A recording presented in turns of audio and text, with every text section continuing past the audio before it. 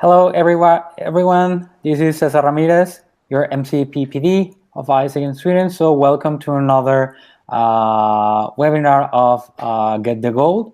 So in this third edition, we're going to be talking about how to approach new customers. And for that, we have another very special Fassi, all the way from Egypt. So I will just let her introduce herself.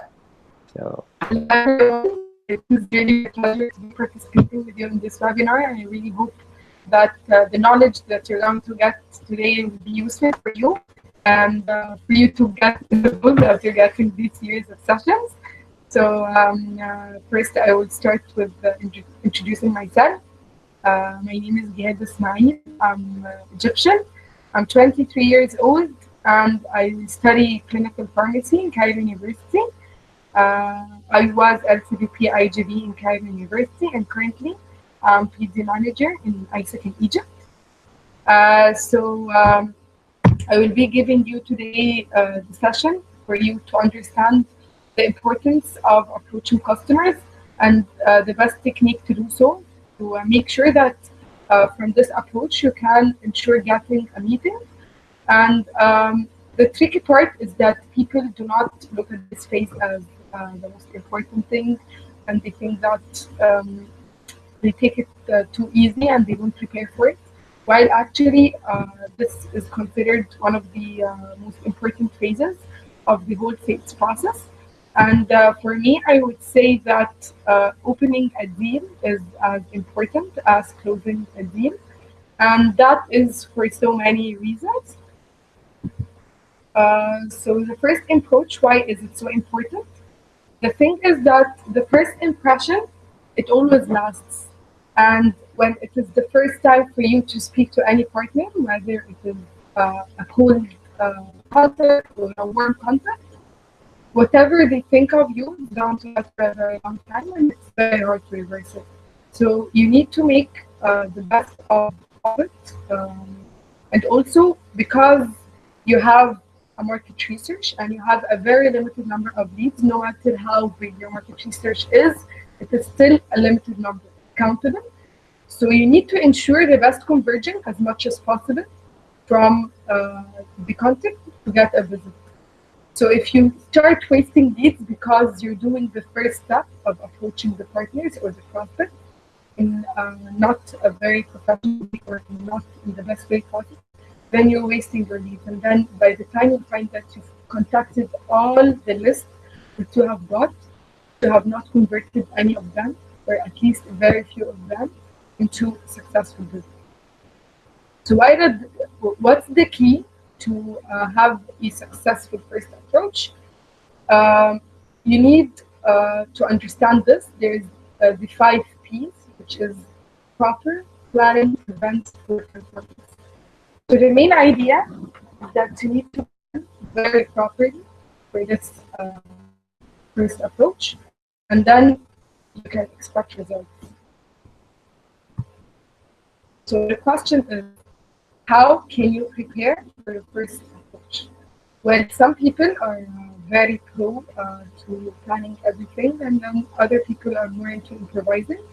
But there are things that we plan anyway, and then you can improvise in the way you do it. But at least you need to have the knowledge and to know what exactly you're going to tell your employee.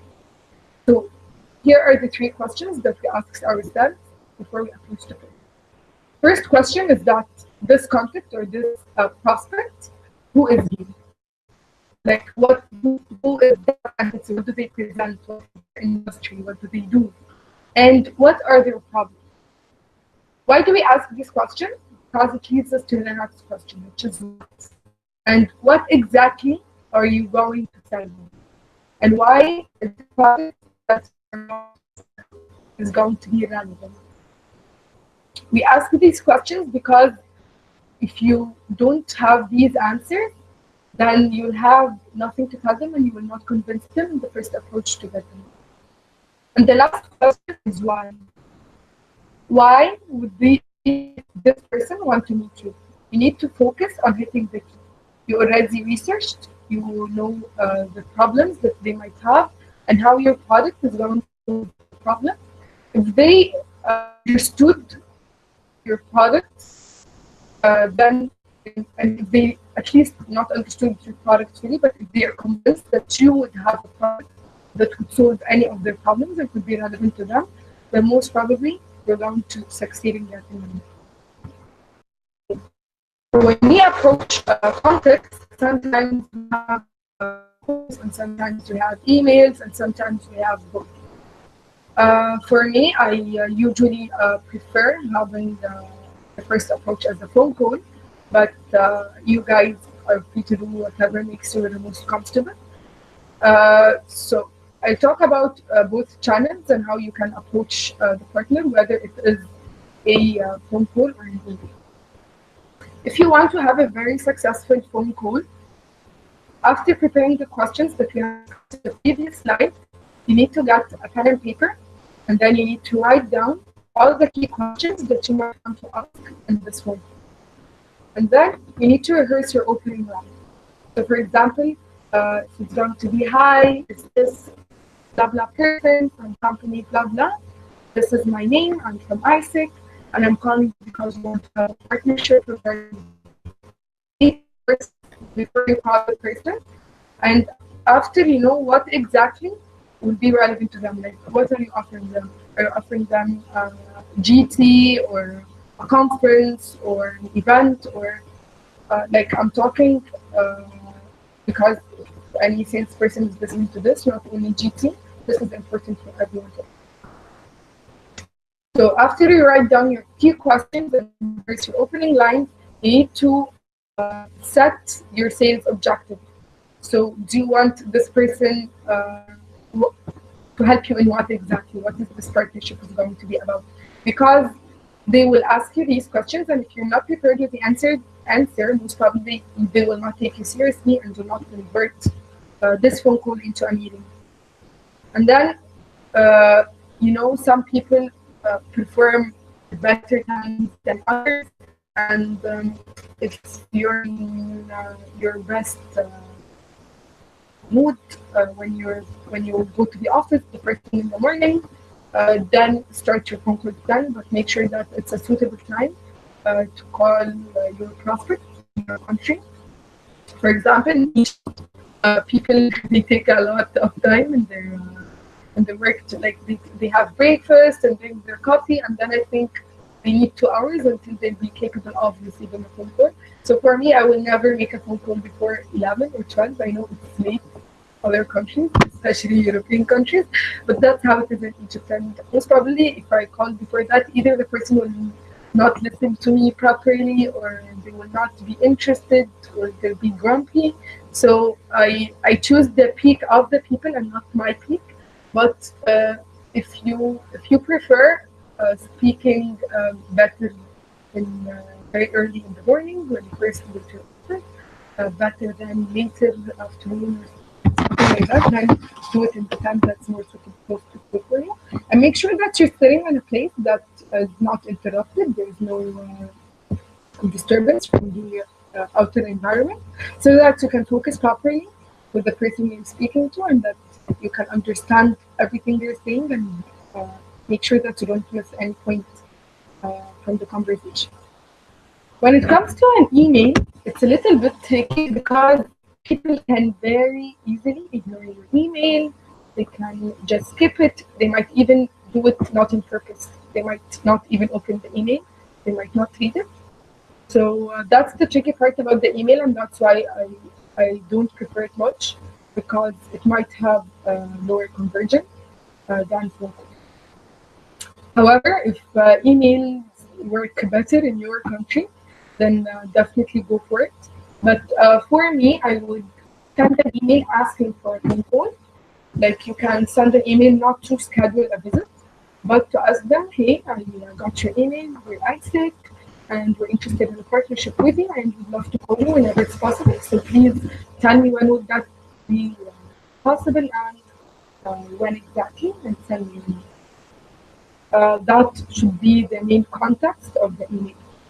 However, You don't want your email to sound as a spam or like it's the same email you're sending to all your prospect list. It needs to be more personalized. So the person who's receiving the email needs to feel like this email is sent special for them. It's not a broadcast. And that's very tricky because it's very hard to personalize on an email. Like on the phone, you can sound warm, you can sound friendly, you can sound positive and all of that. But in an email, you use. So that's the tricky part.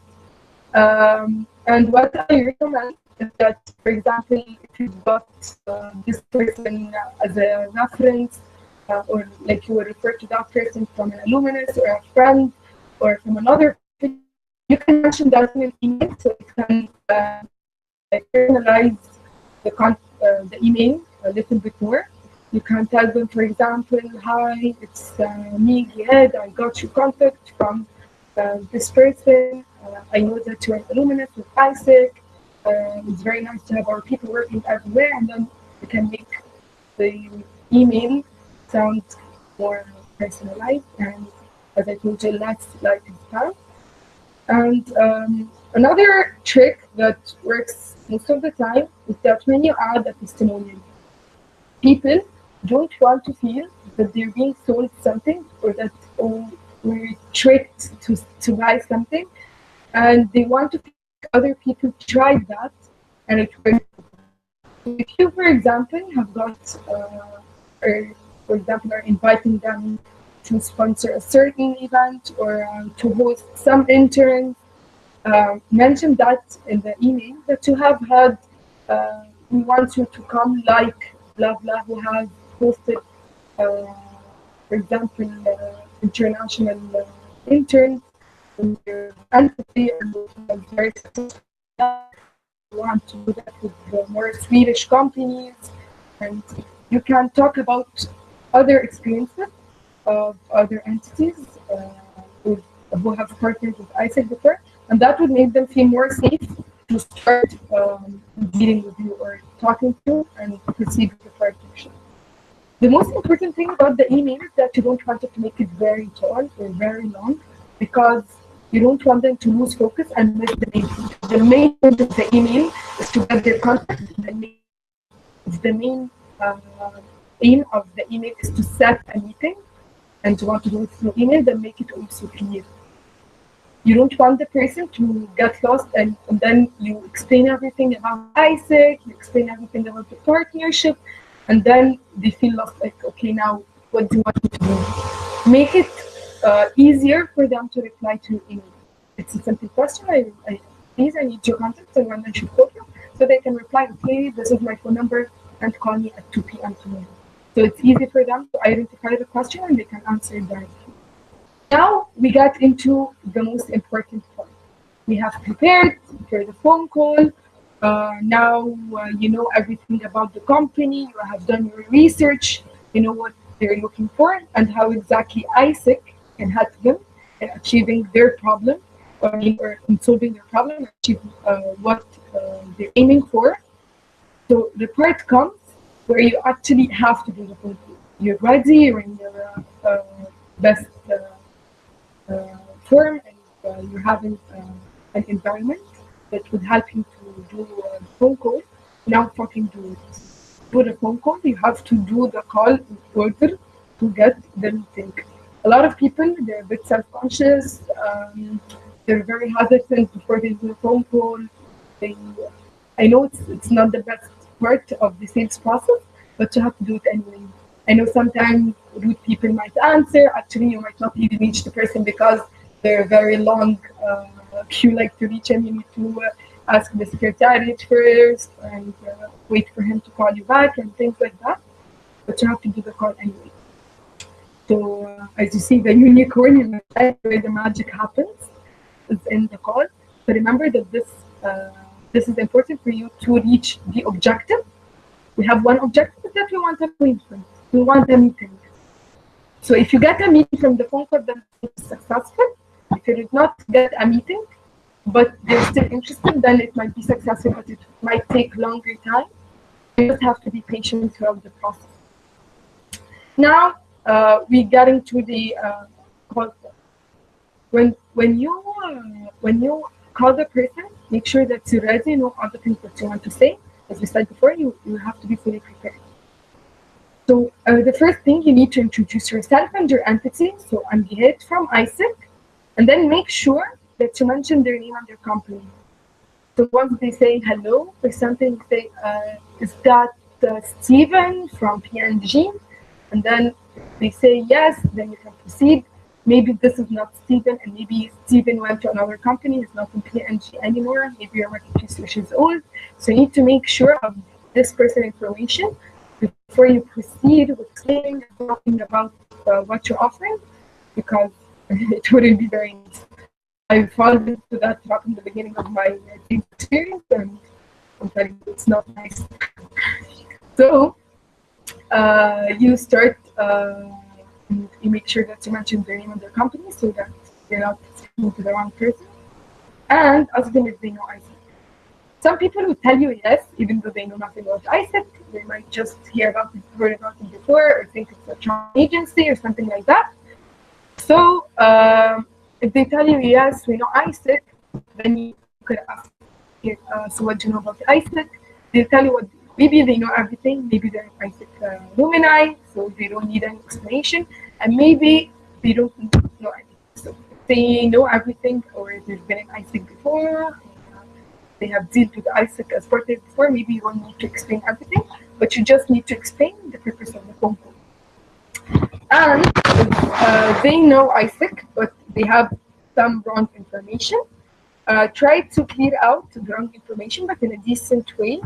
Like, you don't have to go and tell them no, what you know is wrong. No, you should not deal with them in that way. But just tell them, okay, I'd like to explain to you more about what we do. ISIC is a good organization. We focus on exchange, and we can partner by offering you international talents from around the world. And I'd like to have a meeting to talk to you about that. So make it as simple as possible. And you don't need to complicate things, because either way, you're going to supposedly meet with that person, and you can then explain everything in details. But over the phone, they just need to know they need to know an overview of the organization, and not everything about the organization, and not all your products. Because we don't only do exchange, there are other amplifying products that you could sell, like events and conferences and social media campaigns and things like that. But that are the things that you can discuss later on the meeting, when you actually understand more of what would be most relevant to you. Because bear in mind that till this point, all you know about the company is just from your research. It's not something that someone from the company has told you. You have studied, you've done your homework, you've tried so hard to collect as many information as possible. But of course, there are more information that you still need to know when you go to the actual meeting. So now you have explained a little bit about ISIC, and then you need to ask for the meeting with a brief of why you would want to meet them, as I told you in the example.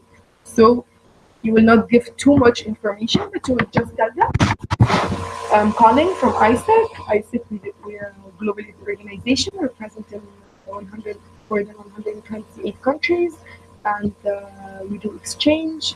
And we're calling you because we would like to have a partnership. And we think that international talent would be very useful in your company, and you would expose your company to different cultures, and blah, blah, blah. And I'd like to have a meeting with you to talk more about this topic in interview. When would you be free? And then that's the tricky part. You shouldn't tell them when would you be free and stop. You should complete the question with when would you be free. Is it better to have it on Monday or Wednesday? Because if you give them two options, they most probably choose one of them. And if they're not free on Monday or Wednesday, they tell you, let's make it Thursday, it's better for you. But if you tell them, can we meet or not, they might very easily tell you not, because you gave it as an option. So the best way to, it's like, if subconsciously, when the person does not have the option, they will not choose it. Just make sure that you're asking the question in the proper way. Give them two options that they can choose from, and then you will most probably get the meeting. And then there's a question that all of us think of. Should I break the ice over the phone or not? Well, I'll tell you from my experience, which has not been long, like the first time for me to work in PD. I've been in ICX, so yeah, I've met with a lot of parties before, but PD is a bit different because you meet with people from multinationals and from higher positions. And I would say that it depends a lot about your personality and the personality also of the person that you're speaking. So there are some partners that they seem very tough from their voice. They seem that they're not interested, or that they're not free at the moment, or they're not willing to make a joke or laugh with you. So if the person sounds too professional, then you need to behave in the same way that they are behaving. But you find some other people who are extremely friendly and extremely open, and they're like, you can make a joke with them. And what I mean is that if you broke the ice in the phone call, you're more probably be able to get a meeting, because if the person likes you, they would like to help you and they would like to meet you. Like I'll share with you my experience. Last week, I was calling a person from a bank, and coincidentally, this person, she was EP with Isaac, and she did not travel and she did not take her refund. So she was like, you're Isaac. I tried to travel with you before, but I couldn't. I had an accident, and then we kept talking about Isaac, which is not the reason I'm calling at all. I'm calling to get a meeting, remember it. However, she wanted to speak, so I listened. And this is something that you need to note down. You should never interrupt the person when they're speaking. Even if they're going to say something that you know, do not complete their sentence. Make them say everything you have and take notes. Make sure that you write after them, because if you forget something after the phone call is over, like you wouldn't call them back and ask them, you said something and I forgot it. Just write everything down.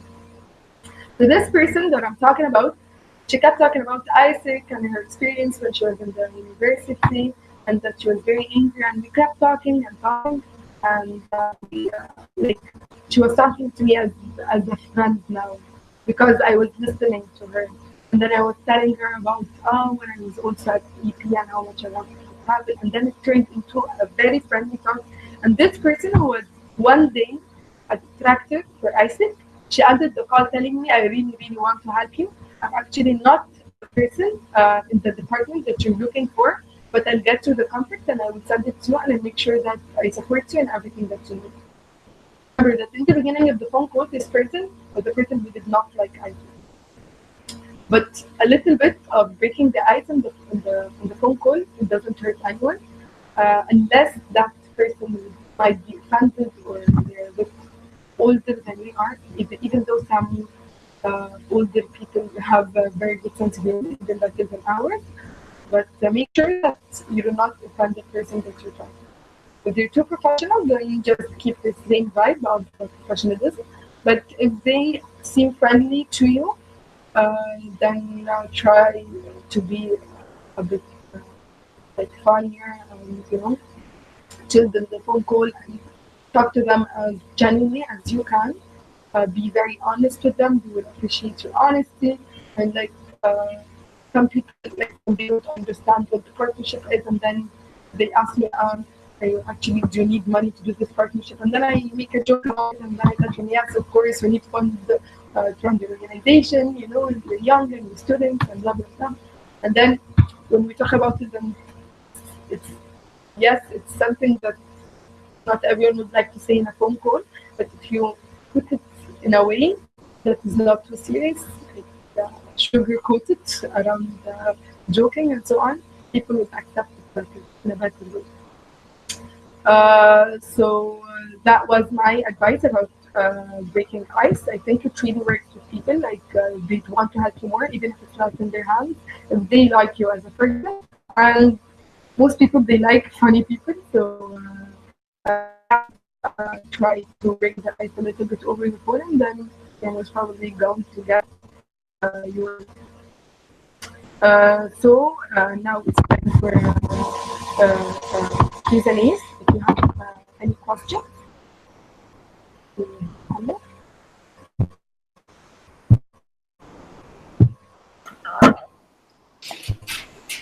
Hey, Hat. Maybe a question that you can answer for us. How do you think is the most effective way to getting contact, like the right contact from a company? For example, when you know, do you want to approach this company, but how do you know where to get the right contact, the right person, and how to get their contact details? Okay, yes.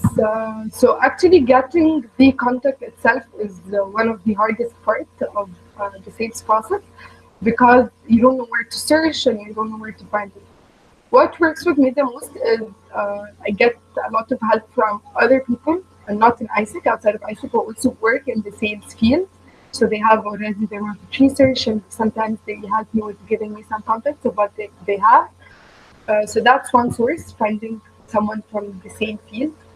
Another thing is the alumni database. A lot of our alumni, ISIC alumni, actually now work in a lot of big corporates, and they would love help ISIC, even if they're not in the department that you're looking for. Like if you want to speak to someone from HR and they're in sales or marketing, they'll help you get into contact. And the third thing is a referral. Like, for example, if you ask on Facebook or your person may have a lot of connections, if you're not working that company, can you please send me their number? And it's very easy. I don't know if it's in Egypt, but when you actually look for a number in certain company, because people around us are working places. And also another thing that from LinkedIn you can get the name of the person and their profile. You wouldn't get their number or email, but you can send them a message. You can connect with them, and then after sending them a message in LinkedIn, you can ask them for the number. This process might take longer time because they might not reply you right away, but you should also get replies most of the time it works. And sure that you utilize or have friends, your members in your LC. Like if you just made a Google form and you sent it to all the members in your LC, and you ask them to write names and numbers of people who works in all companies that they know, you would have a market research them. So just make sure that you utilize all the resources that you could have, and like I'm sure if you try the best you can help the company. Okay, that's very good insight. Okay, I think we have another question coming. Just a moment.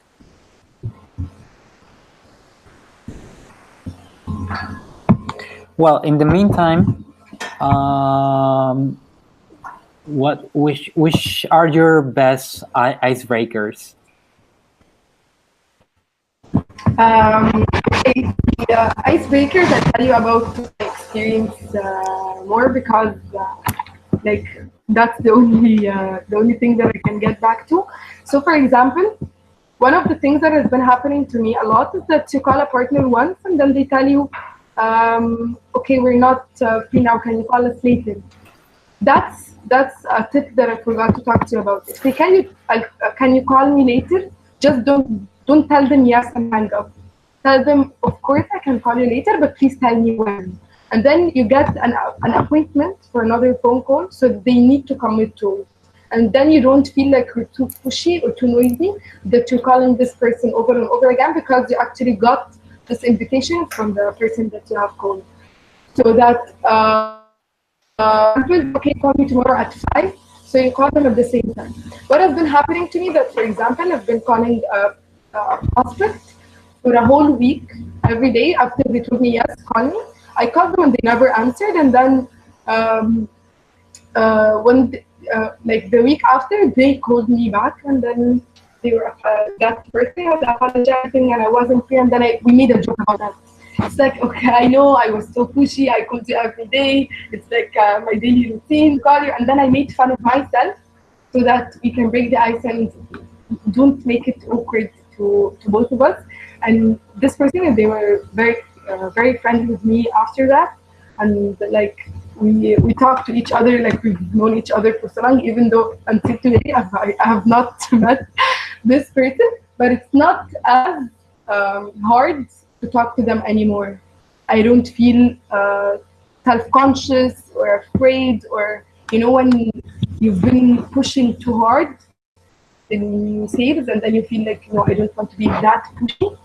No, don't make it seem like that, and just take it lightly. If you take it lightly, people will be more accepting of it, especially that when you pointed out. Like I was like telling that person, I've been calling you every day, like this is the thing that I do when I get to my office, and we laughed about it, and he kept apologizing a lot, and it all went fine.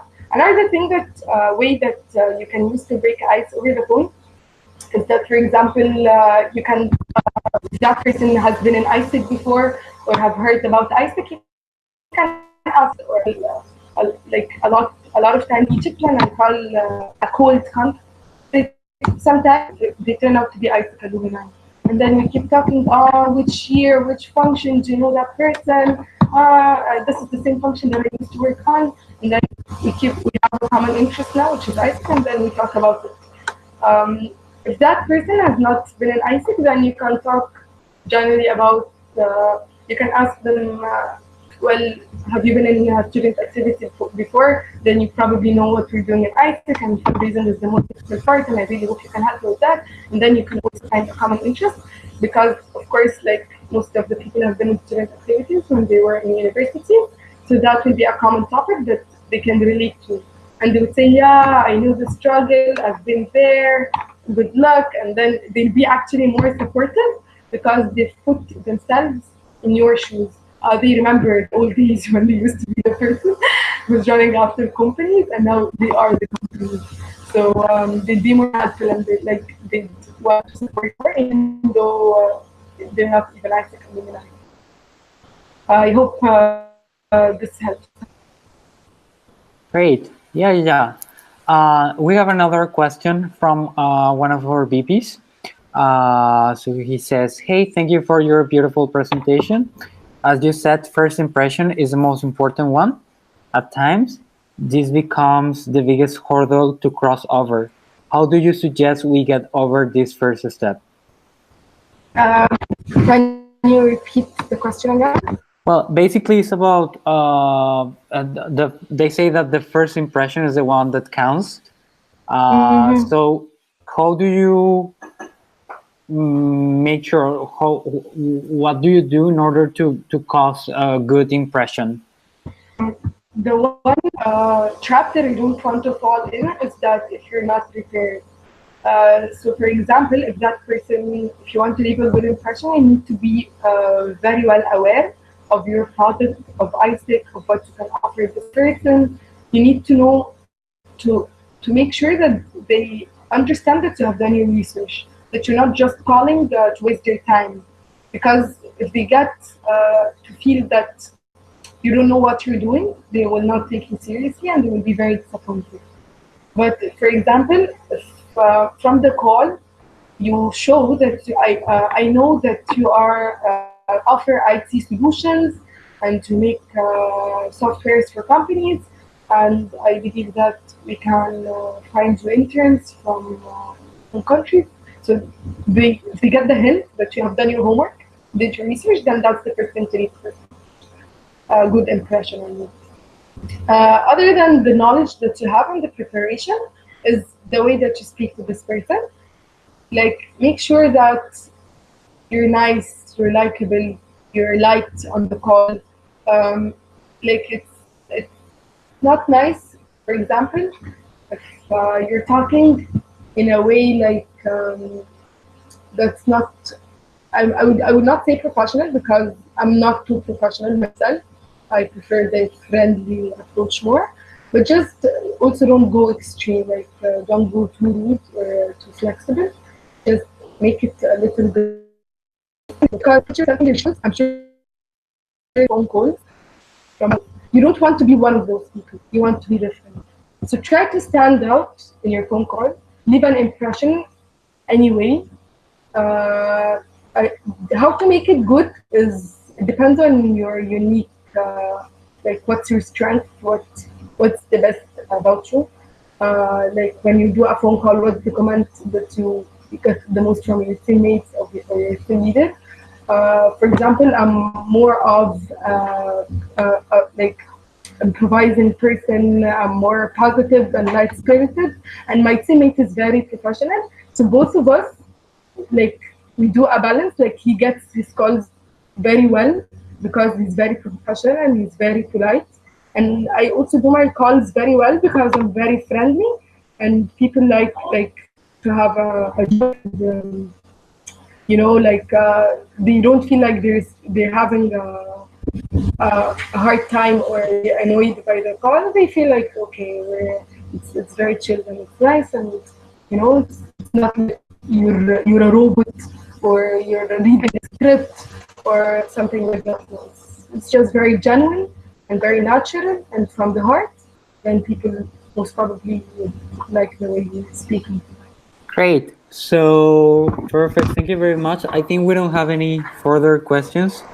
So it was a very good session. Thank you for all your sharing of all your amazing experience. By the way, Heidi has spoken really, really well about you. So she wasn't joking, as I see. So thank you so much. It's my pleasure to share this with you, and I really hope that people have benefited from this session. perfect. So for all of those that are watching us, thank you for joining. Or if you're watching this from the recording, thank you as well. Have a nice day, and I'll be getting soon back to all of you to let you know which is going to be the next session, and also make sure you on next Monday you check the newsletter to know who's winning on the Get the Goal competition. So see you everyone. Bye bye. Bye. Thank you.